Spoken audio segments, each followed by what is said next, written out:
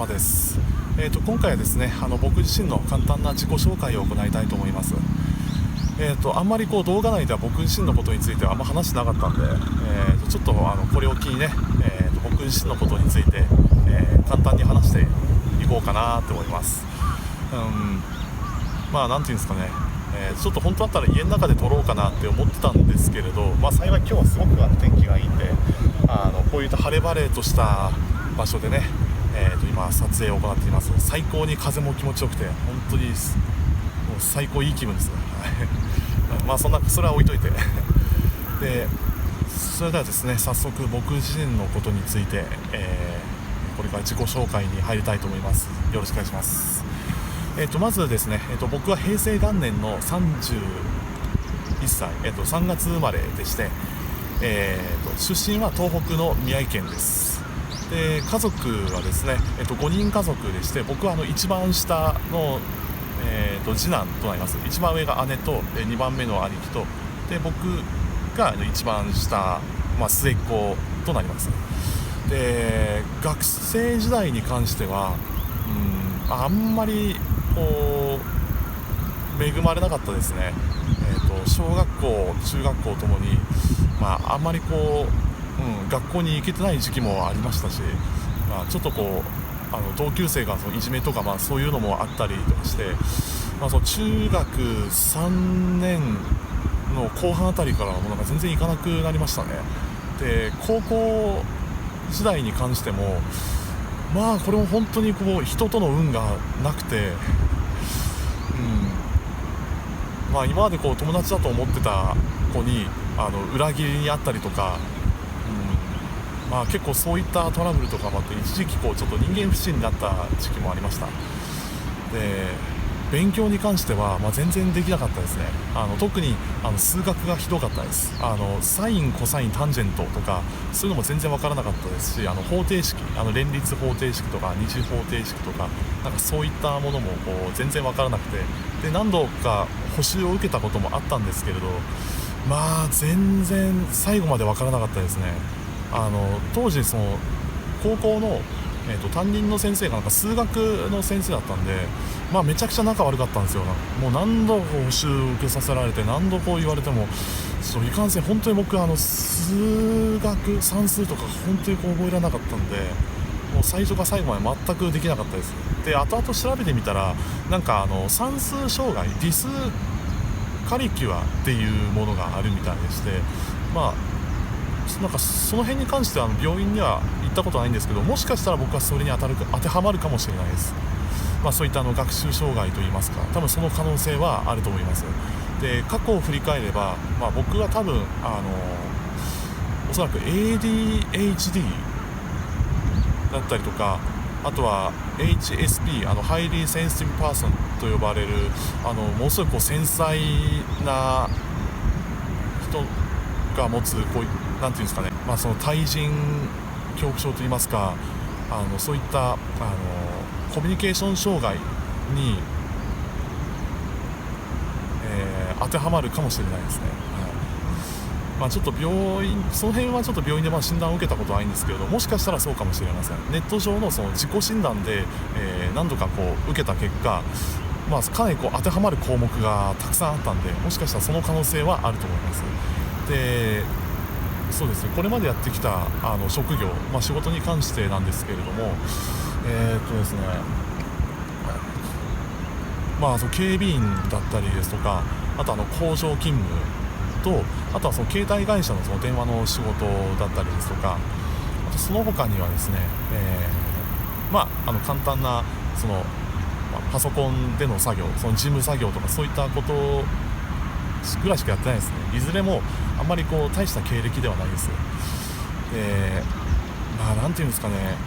これまでの仕事を振り返って思ったんですけれども、あんまり物覚えがあんまり良くなくて、仕事を覚えるのがすごい大変だったんですよね。あとはさっきも言いましたように10代の頃からあんまり人との運が良くなくて、今まで仲の良かった人に限って違う部署に行ったりですとか、途中で辞めたりですとか、そういうのがすごく多くて、でそれと別になんか本当こう性格の悪い人とか、あとあんまりこう自分とこう性格の不一致だったりこう相性の良くない人がいたりとかして、結構まあなんていうんですかね、ざっくり言えば結構そういう対人関係、その職場の人間関係とかがかなり消耗していた時期がありました。まあちょっとその辺が原因でこう途中からその会社にも行かなくなって、あとちょっとこううつ病にもなったことがあったんですよ。まあこれに関しては一度心療内科で、診断を受けたことがあって、一度こう薬を飲み続けた時期はあったんですけども、まあ、効果があったかどうかって言われるとあんまり効果はなかったですかね。まあその辺は個人差があるんで何とも言えないんですけれども、まあそういったこともあって途中からその会社に行かなかった時期がありましたね。で会社に行けなくなって最終的には辞めざるを得なくなって、まあ、そこから 1,2 ヶ月間はまあ、ちょっとこう家に引きこもってた時期はありました。本当朝を迎えるのがかなりしんどかったですね。起きるのもすごく辛かったですし、もうなんかすごいこうなんかうつ伏せにこうなんか塞ぎ込むような感じで過ごしていた日がありました。まあですね、うつ病にもなってた時期はありましたし、まあこの先どうしようかなって思ってたんですけれども、まあ、なんか生きてるうちになんかこうもっと面白いことがしたいなとか、もっとこう人生のなんていうの、もっと印象に残るようなことをしたい、もっと派手なことをやりたいなっていうふうにこう内心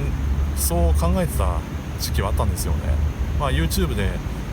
とある方の動画を見て、なんか自分もこれぐらいもっとこう派手なことしたいなとか、もっといろんなところへ行ってみたいなとか、もっといろんな人に会ってみたいなとか、なんかこうそういうふうに考えるようになって、でそこでですね、自分は2019年の9月に、バックパッカーとして、海外を旅していました。まあ、ヒッチハイクをしたり野宿をしたりですとか、まあ、あとはバックパッカーズホステルっていうなんかこう民宿みたいな2段ベッドがこうずらーっとこう並んでるようなところに泊まってたりですとか、まあ本当にこういろんなことをやってたんですけれども、まあそのおかげで本当現地でね本当たくさんの人たちに出会いましたし、それこそ日本では絶対出会えないような、日本じゃあんまりこうないようなその価値観だったりですとか考え方だったりですとか、本当にこうもうたくさんの人たち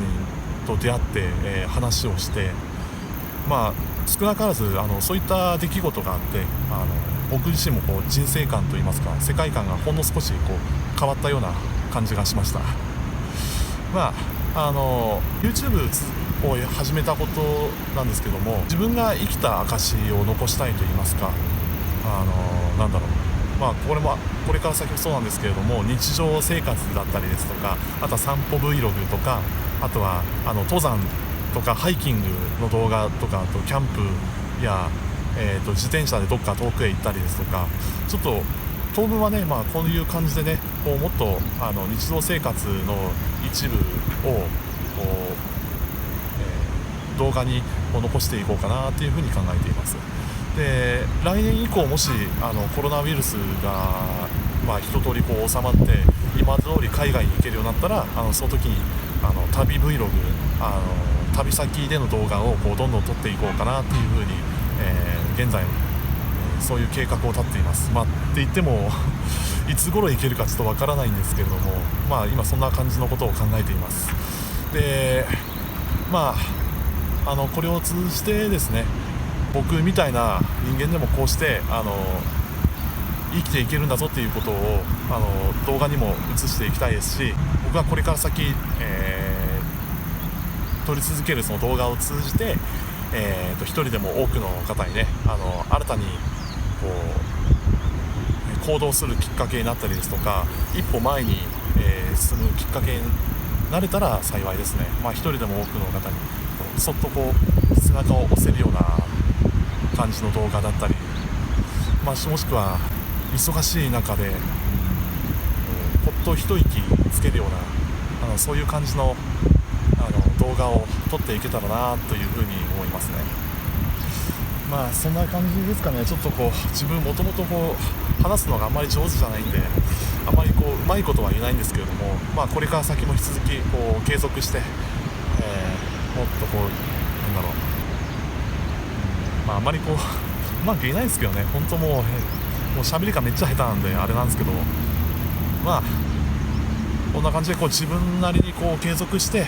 こうこれから先も YouTube を続けていこうかなというふうに思います。今現在ですね、YouTube とこうスタンド FM というこの音声配信を今継続して、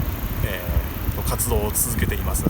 もしご興味がありましたらですね、そちらもぜひ見ていただけると、幸いです。ちょっと眩しい、なんかちょっとこう眉間にシワが寄りすぎちゃってちょっと見苦しい部分があったかもしれないですけれど、最後までねこんな僕の動画を見ていただき本当にありがとうございます。こんな感じでね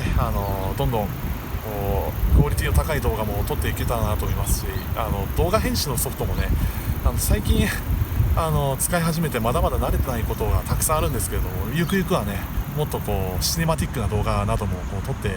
いけたらなっていうふうに今考えていますそれではですねこの辺で終わりにしたいと思います。どうも、ありがとうございました。